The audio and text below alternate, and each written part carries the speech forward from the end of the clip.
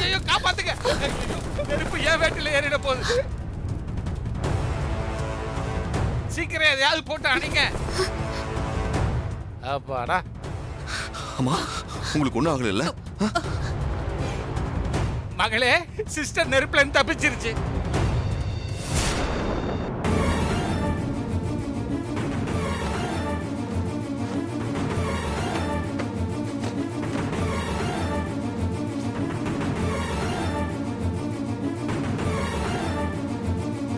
சிஸ்டரை காப்பாத்தினதுக்கு ரொம்ப தேங்க்ஸ் மாப்ள. பரவாயில்ல மாமா. சூர்யா, மாரி, அரவிந்த் 3 பேரும் ரொம்ப சாமர்த்தியமா செயல்பட்டு தாராவுக்கு வந்த ஆபத்துல இருந்து காப்பாத்திட்டீங்க. அத்தை, நடந்ததை நினைச்சு நீங்க வருத்தப்படாதீங்க. நெருப்புல எரிஞ்ச புடவைய கட்டிட்டு இருக்க கூடாது, அது நல்லதில்ல. இருங்க, நான் வரேன்.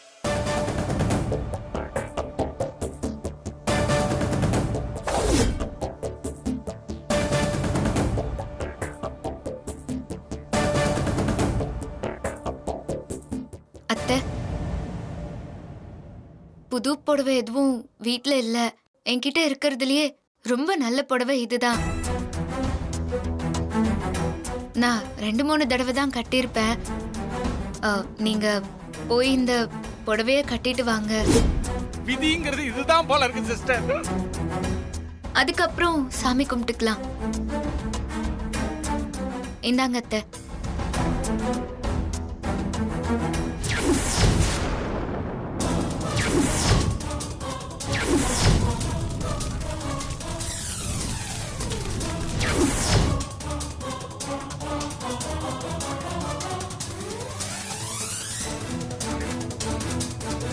வாங்கிக்கோங்க அத்தை.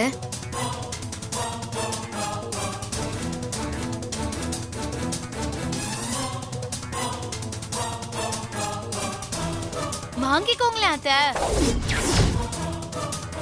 மா வாங்கிட்டு போய் கட்டிட்டு வாங்கம்மா.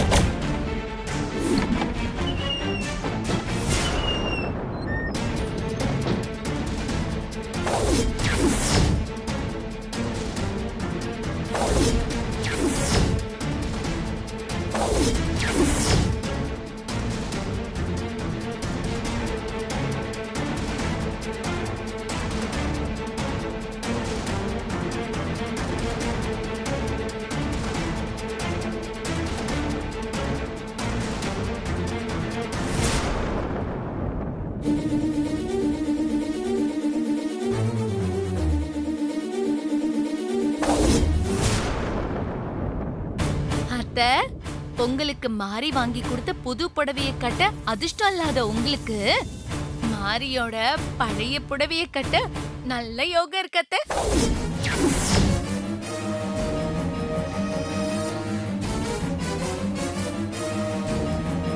ஹாசினி, இத நான் சும்மா ஒரு பேச்சுக்கு சொன்னேன். நீங்க சாமி கும்பிடுங்க, எனக்கு பசிக்குது, நம்ம சாப்பிடலாம். மகளே பாத்தியா, சிஸ்டர் செத்து பொழைச்சு வந்திருக்காங்க. இது சோத்து கலையுது பாரு. மா தீபார்த்தனை காமிச்சு நீங்க அம்மாவை வேண்டிக்கோங்க. அம்மா உங்களுக்கு நல்ல வழி காட்டுவாங்க. அத்தை, தீபாராதனை காட்டுங்க. தீபார்த்தனை காட்டுங்கம்மா, காட்டுங்கம்மா.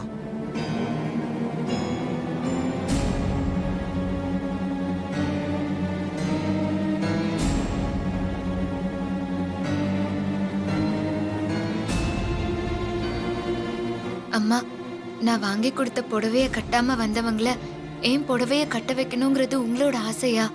அதான் இப்படி பண்ணீங்களா? தேவி சிஸ்டர், இதெல்லாம் ஓ வேலைதான். இதையெல்லாம் சிஸ்டரோட நிறுத்திக்க. என்கிட்ட காட்டிடாத, நான் தாங்க மாட்டேன்.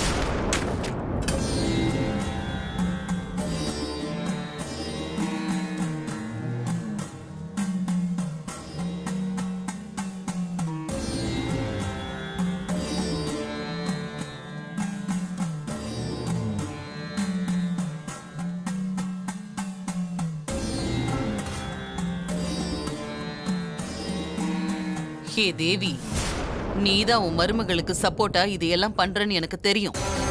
ஆனா நீ என்ன பண்ணாலும் கடைசியில ஜெயிக்க போறது இந்த தாராதான்.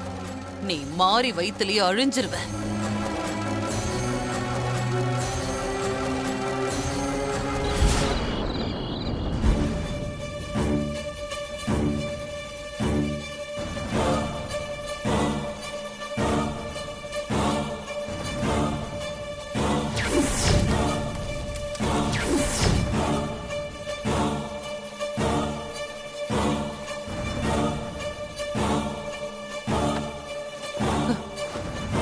அவ கொடுத்த புடவைய கட்டிக்கவே கூடாதுன்னு தீய வச்சு எரிச்சேன். ஆனா இப்போ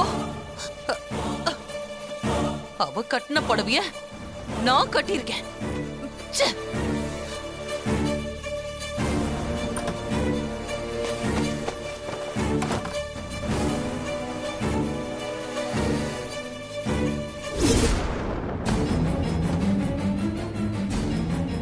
அந்த மாரியோட புடவையும் உடம்புல பட்டதுல இருந்தே என் உடம்பெல்லாம் அப்படியே நெருப்பு புடிச்ச மாதிரி பத்திக்கிட்டு எரியுது. ச்சே. இன்னும் எத்தனை நாளைக்கு நான் அந்த மாரி கிட்ட தோத்துக்கிட்டே இருக்கிறது? எத்தனை நாளைக்கு? ச்சே.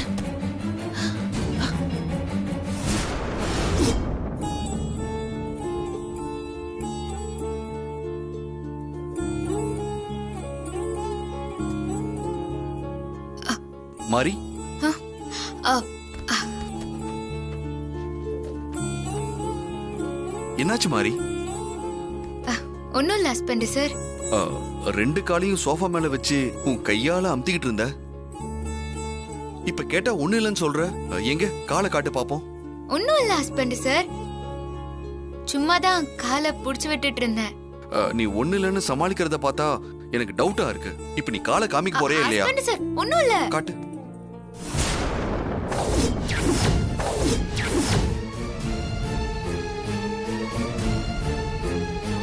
என்னாச்சு? கால் வீக்கமா இருக்கு. கேட்டா ஒண்ணு இல்லைன்னு சமாளிக்கிற. மாசமா இருக்கிற சில பேருக்கு இந்த மாதிரி கால் வீக்கம் வரதெல்லாம் சகஜம் தான் ஹஸ்பண்ட் சார். வெந்நீர் ஒத்தடம் கொடுத்தா சரியாயிரும். மியூசிக்கல் சேர் விளையாடுனதுனாலதான் காலெல்லாம் இப்படி வீங்கி இருக்கு. விளையாட்டெல்லாம் வேண்டான்னு நான் அப்பவே சொன்னேன்ல. ஹாசினி அக்கா, ஸ்ரீஜா எல்லாம் விளையாடும் போது நான் மட்டும் விளையாடாம இருந்தா எப்படி ஹஸ்பண்ட் சார்? ஹஸ்பண்ட் சார் நீங்க ஒன்னும் கவலைப்பட வேண்டாம். ஒத்தடம் கொடுத்தா எல்லாம் சரியாயிரும். இருங்க. இப்ப எதுக்கு எந்திரிக்கிற? உட்காரு முதல்ல. ஹஸ்பண்ட் சார் வெந்நீர் வச்சு காலுக்கு ஒத்தடம் கொடுத்தா வீக்கம் சரியாயிரும். நான் போய் வெந்நீர் வச்சு ஒத்தடம் கொடுத்துக்கிறேன். அதெல்லாம் ஒண்ணும் வேண்டாம். நீ பேசாம உட்காரு. நான் போய் வெந்நீர் வச்சு எடுத்துட்டு வரேன். ஓகே, நீ உட்காரு. ஹஸ்பண்ட் சார் அதெல்லாம் ஒண்ணும் வேண்டாம். நானே போய் வெந்நீர் வச்சுக்கிறேன். நீங்க இருங்க. நான் தான் வேண்டான்னு சொல்றேன்ல. பேசாம உட்காரு.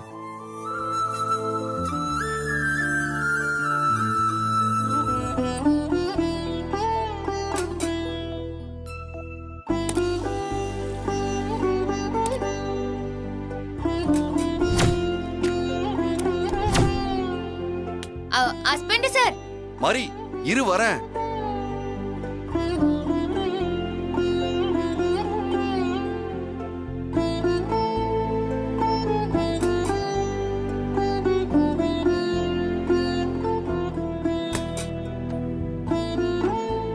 என்ன ஹஸ்பண்ட் சார் என்ன பண்ண போறீங்க? நீ எதுவும் பேசாம கொஞ்சம் அமைதியா இரு. நீ காலை கொடு. ஹஸ்பண்ட் சார் இருங்க. ஏன் காலை இப்ப நீ பிடிக்கிறீங்க? அமைதியா இருக்க போறியா இல்லையா? நானே வச்சுக்கிறேன் ஹஸ்பண்ட் சார், விடுங்க. நான் உன்னை கொஞ்ச நேரம் அமைதியா இருன்னு சொன்னேன்ல. சொன்னதை செய்.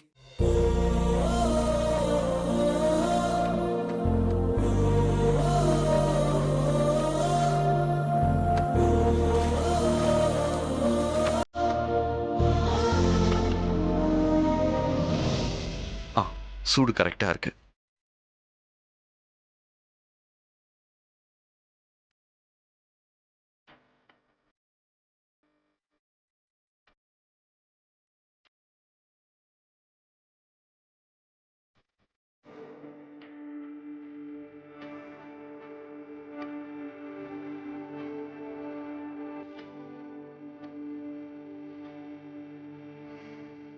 ரொம்ப சூடா இல்லைல்ல? ஒத்தடம் குடுக்கிற அளவுக்கு கரெக்டா இருக்கு ஹஸ்பண்ட் சார்.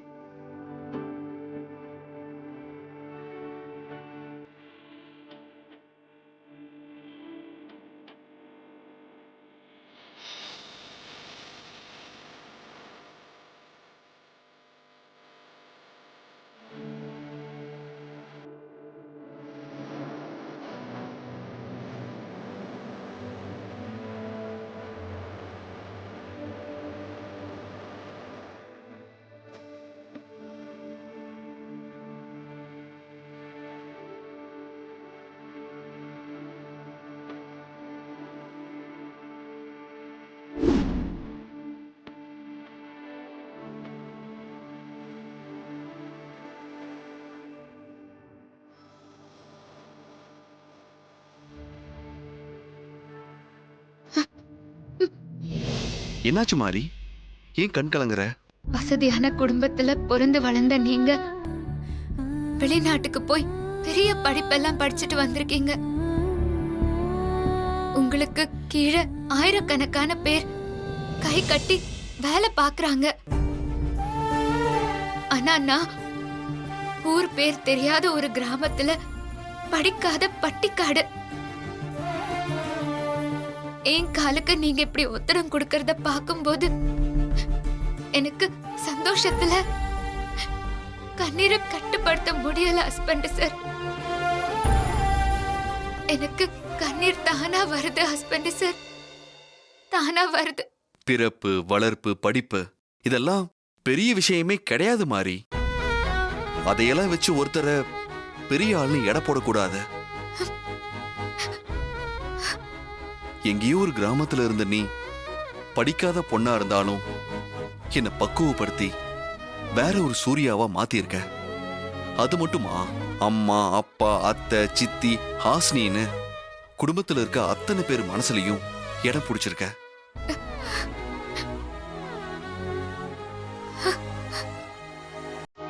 மொத்தத்துல வீட்டுக்கு வந்த மருமக எப்படி இருக்கணும்னு வாழ்ந்து காட்டிட்டு இருக்க.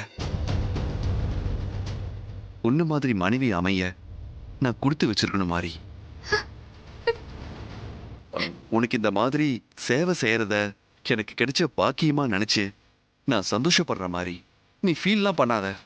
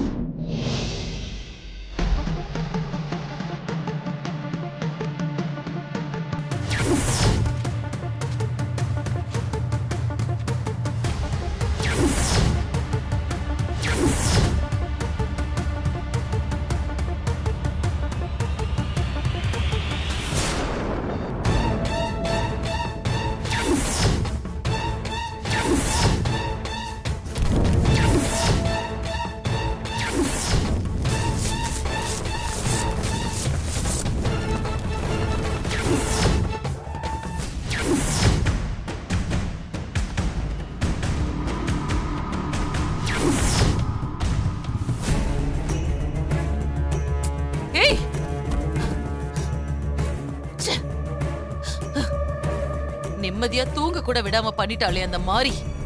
ஏய் மாறி, மாறி உன்னை அழிப்படி.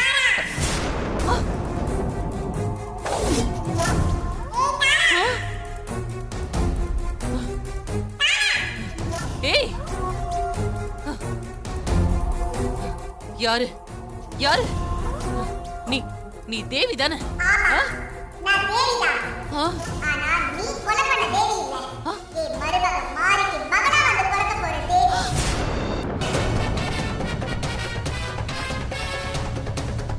கம்சனை வதம் பண்ண கிருஷ்ண மாதிரி உன்னை வதம் பண்ண போற குழந்தை தேவி. உன்னோட அழிவு நெருங்கிடுச்சு தாரா. உன்னை அழிக்க நான் வந்து பிறக்க போறேன். எவ்வளவு தடவை நீ என்னை அழிக்க நினைச்சாலும் உன்னால என்னை அழிக்கவே முடியாது.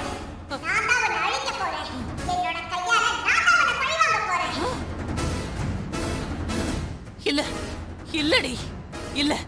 உன்னால என்னை எதுவுமே பண்ண முடியாது. இப்பவும் என் கையால தான் நீ சாக போற.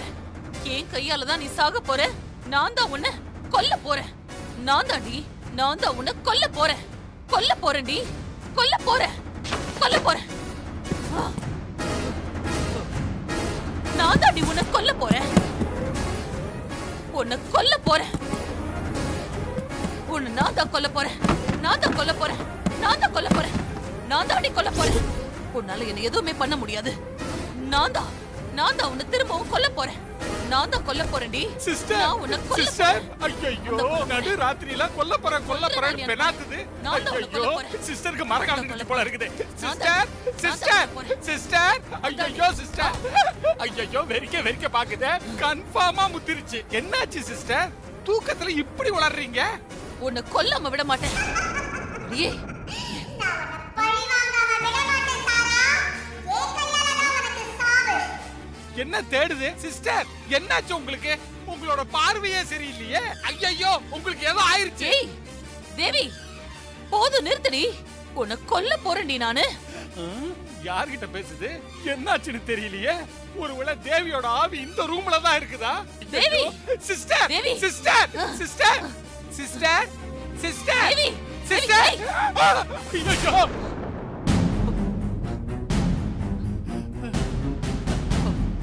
பாண்டி, நீ எப்ப வந்த? சரியா போச்சு போங்க. நீங்க கரடியா கத்திக்கிட்டு இருந்தீங்கல்ல, அப்பயே நான் வந்து சிஸ்டர் சிஸ்டர்னு உங்களை எழுப்புனேன். இப்பதான் நீங்க சுயநினைவுக்கே வந்திருக்கிறீங்க. என்னாச்சு சிஸ்டர்? தேவி வந்து உங்களை டார்ச்சர் பண்றாளா? அந்த மாரி வயித்துல இருக்கிற குழந்தை என்ன வதம் பண்ண போற அப்படின்னு சொல்லி மிரட்டுது. என்ன சிஸ்டர் சொல்றீங்க? மாறி வயித்துல இருக்கிற குழந்தை வந்து உங்களை மிரட்டுதா? ஆமா, ஆமா. ஐயோ, இமேஜினேஷன் ஹெவியா ஆயிருச்சு.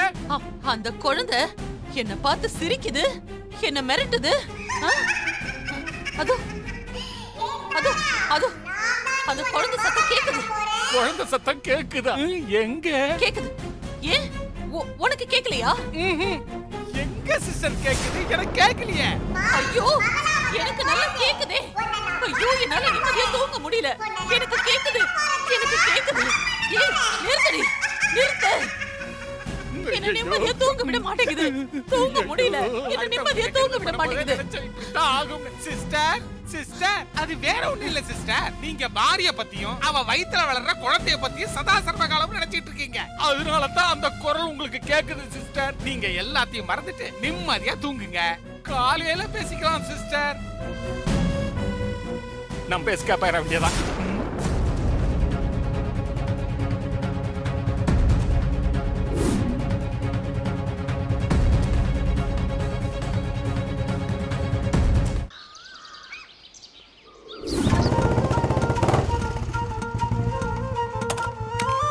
சூர்யா, மாரி, வாங்க விக்ரம், வாங்க விக்ரம், வாங்கண்ணா. உட்காருங்க. இல்ல இருக்கட்டும். ஒரு குட் நியூஸ். மரியா இருக்கிற அட்ரஸை கண்டுபிடிச்சிட்டேன்.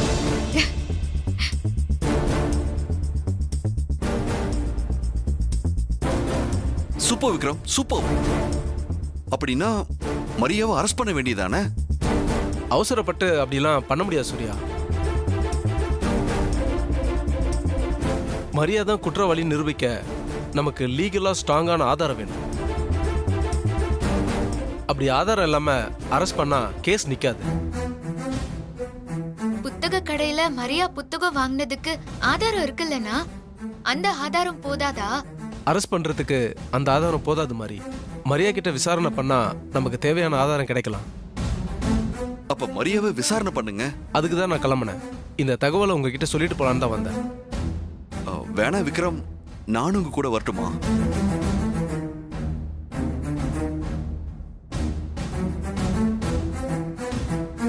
என்னண்ணா யோசிக்கிறீங்க?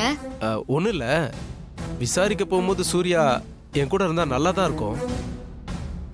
சரி வாங்க சூர்யா, போலாம் வாங்க. சரி மாரி, நான் போய் பார்த்துட்டு வந்துடுறேன். போயிட்டு வாங்க. வாங்க விக்ரம், வாங்க.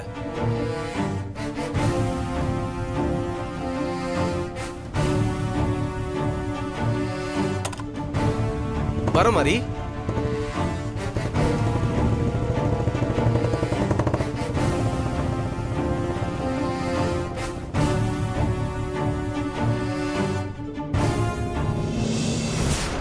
அம்மா, ஹஸ்பண்ட் சாரும் அண்ணனும் போற காரியம் நல்லபடியா முடியணும். அதுக்கு நீங்க தாம்மா துணை இருக்கணும்.